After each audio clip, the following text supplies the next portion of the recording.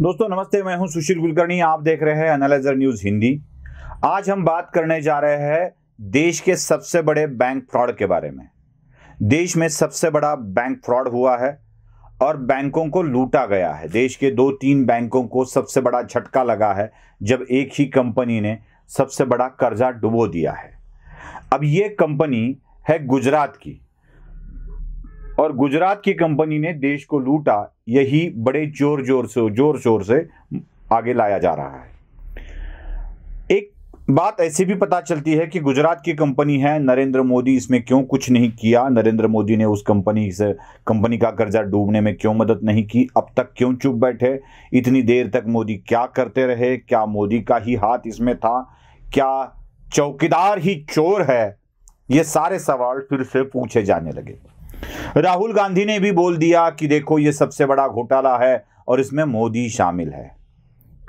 अब सब फिर से एक बार मोदी मोदी मोदी की रट लगाए हुए हैं। चौकीदार ही चोर है, यही बात कर रहे हैं। मैं आपको इसके ज्यादा तफसील में ना जाते हुए कुछ इतिहास में ले चलता हूं और दिखाता हूं कि सच में क्या है ये चित्र।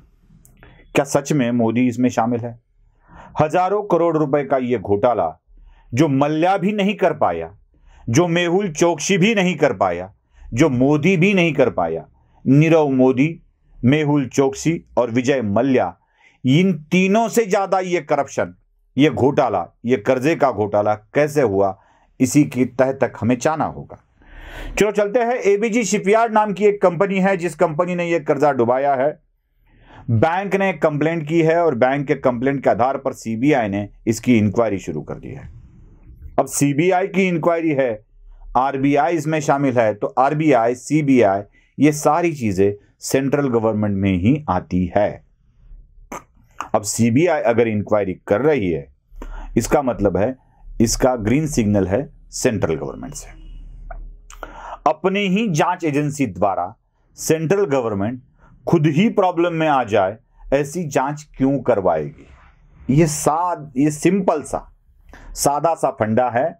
नरेंद्र मोदी अगर इस घोटाले को अब तक छिपाना चाहते थे तो नरेंद्र मोदी ने पहले या अभी क्यों उसको सामने लाया? पहले ही क्यों नहीं लाया?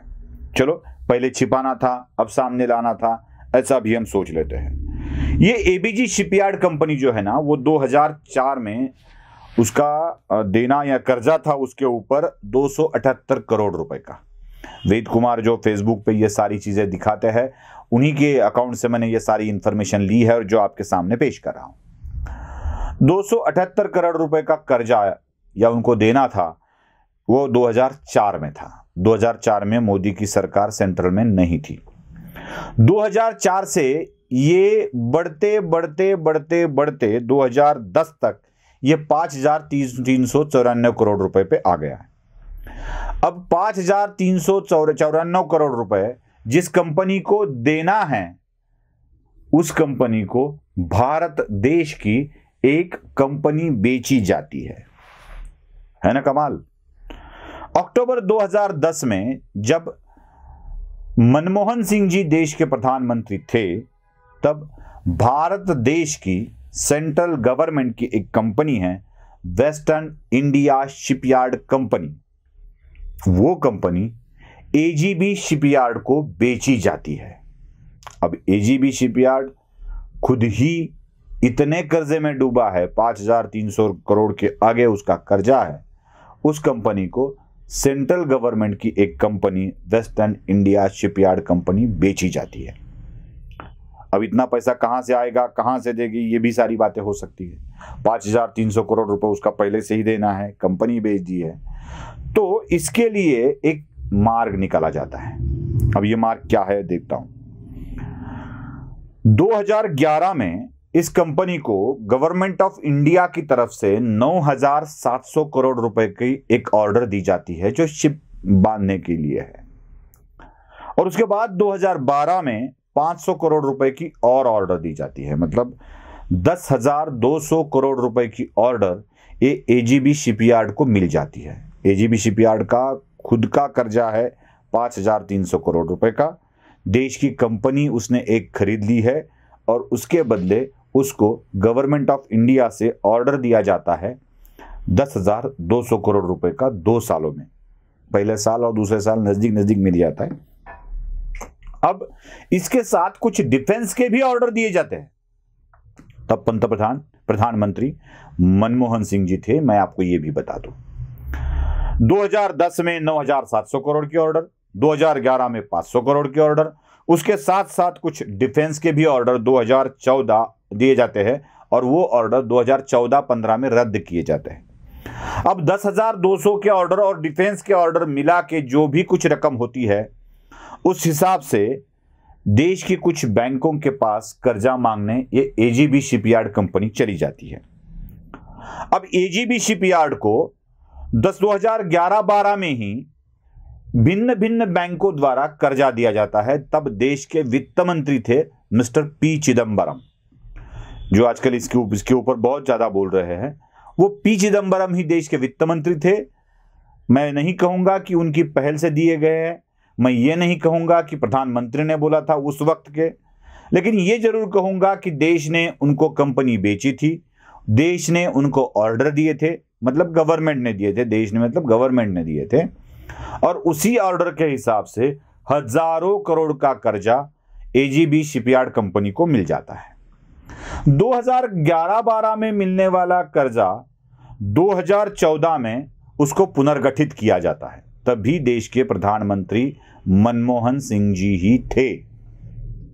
2014 में इस कर्जे का पुनर्गठन किया जाता है, फिर भी यह कंपनी कर्जा चुका नहीं पाती है। 2016 में अब बात आती है मोदी गवर्नमेंट की। 2014 में इस कर्जे का पुनर्गठन होता है, एनपीए में गया इसलिए। 2016 में फिर से एक बार यह कर्जा एनपीए में चला जाता है। 2019 में इस कंपनी को फ्रॉड घोषित किया जाता है और उसके बाद एक एक पैर आगे बढ़ाते हुए इस कंपनी के खिलाफ सीबीआई क्राइम रजिस्टर्ड करवाती है।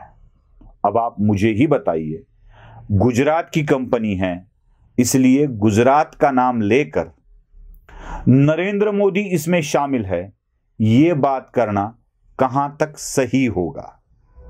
उल्टा देश के डिफेंस के जो ऑर्डर इस एजीबी शिपयार्ड को मिले थे, उस ऑर्डर को भारत की अब की सरकार ने रद्द कर दिया था और अब की सरकार ने ही कर्जे का पुनर्गठन ना कर उसको एनपीए में डाला था और एनपीए में डालने के बाद उसी कंपनी को फ्रॉड घोषित किया था। अब जब कांग्रेस इनको एक कंपनी बेच देती है, बेची हुई कंपनी का पैसा मिल सके इसलिए देश से कुछ ऑर्डर दे देती है, डिफेंस के भी ऑर्डर दे देती है, कर्जे का पुनर्गठन भी करती है और उसको हाथ भी नहीं लगाती, इंक्वायरी भी नहीं करती। मोदी आ गए तो इंक्वायरी शुरू हो जाती है। अब ये सारे घोटाले के सूत्र कहीं कांग्रेस, मनमोहन या पी चिदम्बरम से लेके राहुल गांधी तक ना पहुंचे, इससे गुजरात की कंपनी उससे पहले ही ये शुरू हो जाता है माहौल क्रिएट करना। ठीक ऐसे ही हुआ है दोस्तों। आप देख लीजिए, विजय मल्ल्या को दिए गए कर्जे ये मोदी सरकार में दिए गए नहीं हैं, ये पहले की यूपीए सरकार में ही दिए गए हैं। नीरव मोदी हो या मेहुल चोकसी हो, उनके भी कर्जे यूपीए सरकार के दौरान ही दिए गए हैं और ये कर्जे फ्रॉड है, ये साबित हुआ है मोदी गवर्नमेंट में। तो घोटालेबाज कौन है, किसने कर्जा दिया है, ये साबित करने के लिए कर्जा आपको देखना पड़ेगा कि कर्जा दिया किसने था, डुबाया किसने है और इनके पीछे असल में कौन था। एजीबी शिपयार्ड का सोच, तो मैं यही दुआ करता हूं कि एजीबी शिपयार्ड का मामला आपके सामने में क्लियर हो गया होगा। नमस्ते।